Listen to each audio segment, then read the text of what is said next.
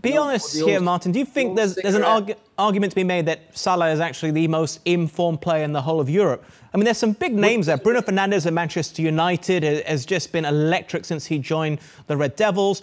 Lewandowski has been scoring goals for fun at Bayern Munich. Messi still settling at PSG. He hasn't done so well in the league, although he got a fantastic goal the other night in the Champions League. I mean, where do you stand on Salah being the most informed, at least over the last few months, in the whole of Europe? I don't disagree with you at all, Adam. Absolutely. You've summed it perfectly. He's playing as well as anybody in the world. And the contract situation? How do you think that Liverpool should be approaching this? Because he's the one that needs to be locked down. They've locked down most of that squad now. Absolutely. I'm surprised it's even been allowed to run this length of time.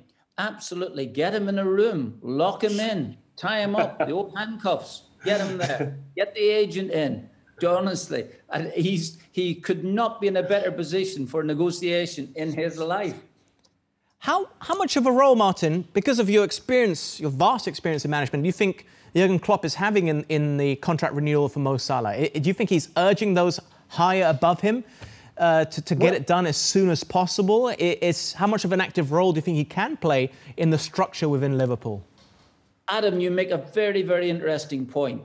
When I was managing, and I know I haven't been managing now for a little while at Premiership level, but I used to, the owners allowed me to be heavily involved in the deals, heavily involved, because I always felt that if a new player was coming to the football club, he had to see me, he had to know what it was all about, and likewise myself to make some sort of judgments on the particular player that we were hoping to sign.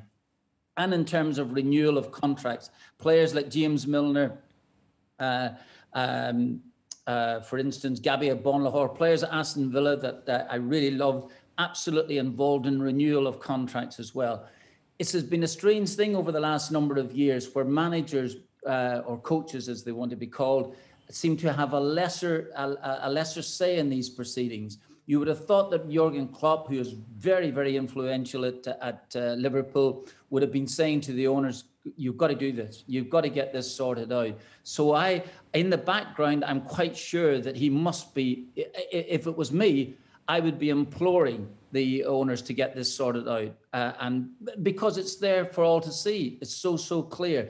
I'm not so sure how much now, or what sort of role, or how big a role the club managers play now in the last couple of years. But would you be tearing your hair out if you were in Klopp's position, Martin, if the deal hadn't been done yet? Yes, I think he's got a little bit more hair than I have at the moment. So he is. Yeah, I think that. Yeah, this would be an urging. I think that he should not relent in this, because. And I think it would be important that the player would know that the manager desperately wants him. And I think this is also important in the scheme of things. The player would like to know that the manager is actually on his side. He wants to push it. He wants to get this contract sorted out.